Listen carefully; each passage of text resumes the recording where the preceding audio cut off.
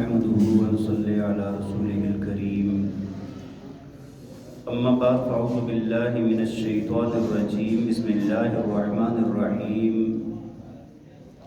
وقالت لأخته قصي فبصرت به عن جنب وهم لا يشعرون صدق الله العظيم.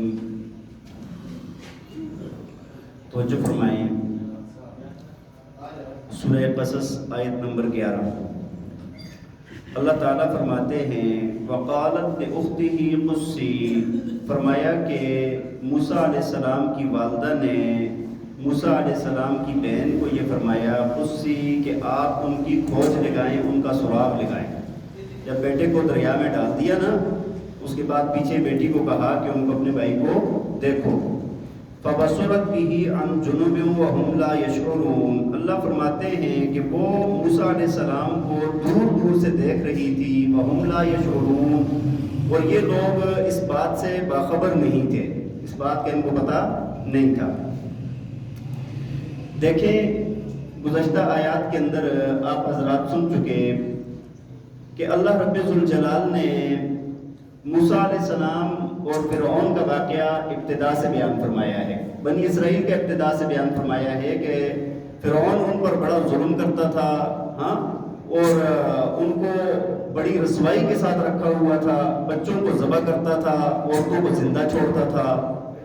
اور پھر اس کے بعد جب موسیٰ علیہ السلام کی ولادت ہوتی ہے تو اللہ کے حکم سے موسیٰ علیہ السلام کی والدہ ان کو ایک صندوق میں ڈال کے دریا میں ڈال دیتی ہیں.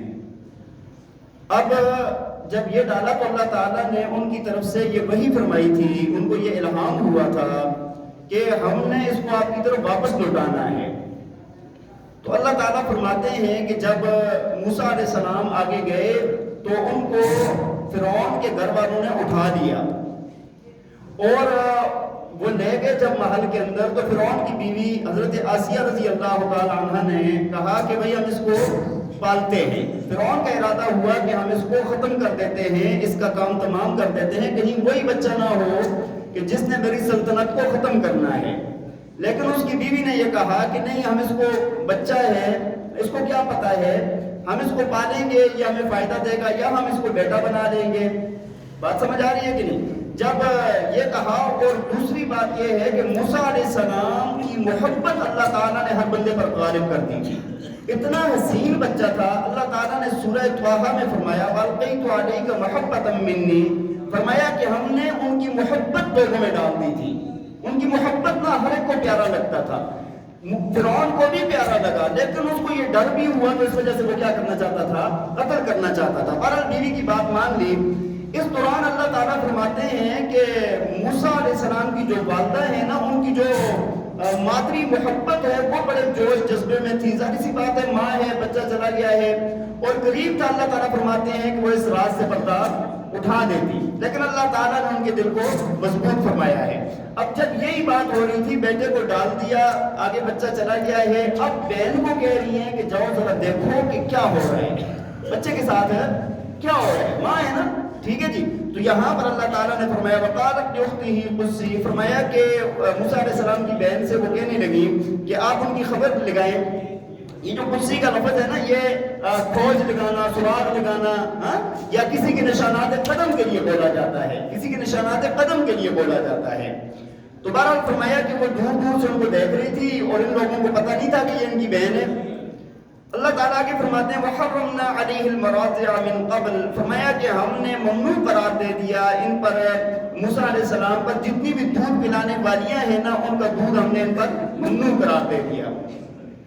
یہاں پر یہ جو حرام کا لفظ آیا ہے نا، یہ حرام کا مطلب یہ نہیں ہے کہ وہ حرام تھا، مطلب یہ ہے کہ ان کو منع فرما دیا اللہ تعالیٰ نے. ان کی فطرت میں ہی اللہ تعالیٰ نے ان کو منع کر دیا کہ وہ کسی کا دودھ دیتے ہی نہیں تھے، کیونکہ اللہ تعالیٰ کا ایک نظام چل رہا تھا الگ سے کہ ان کی والدہ کو اللہ فرما چکے تھے کہ تیرے بیٹے کو ہم تیری طرف لوٹائیں گے.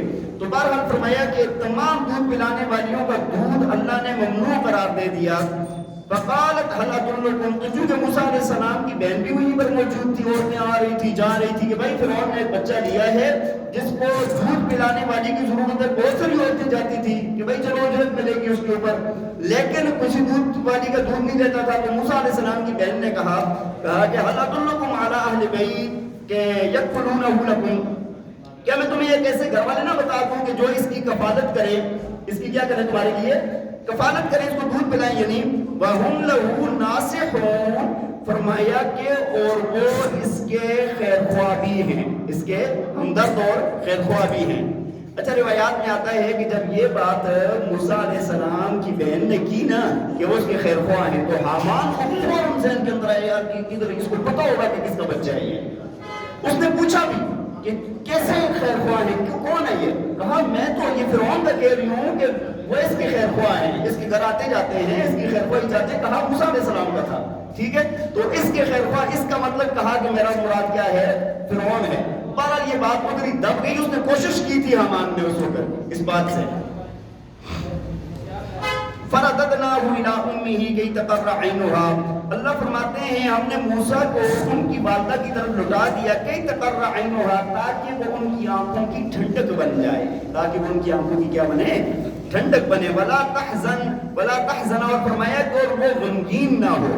ولتعلم، اور وہ یہ جان لے ان وعد اللہ حق، کہ بے شک اللہ کا وعدہ کیا ہے، سچا ہے. اللہ نے جو فرما دیا تھا نا کہ ہم اس کو انا رادوہ الیک وجاعلوہ من المرسلین، کہ ہم اس کو تیری طرف لٹائیں گے اور نبی بھی بنائیں گے. تو اللہ فرماتے ہیں کہ تاکہ اس کا دل ٹھنڈا ہو جائے، اس کو کوئی غم نہ ہو، اور اس کو یہ یقین ہو جائے کہ اللہ کا وعدہ کیا ہے، سچا ہے.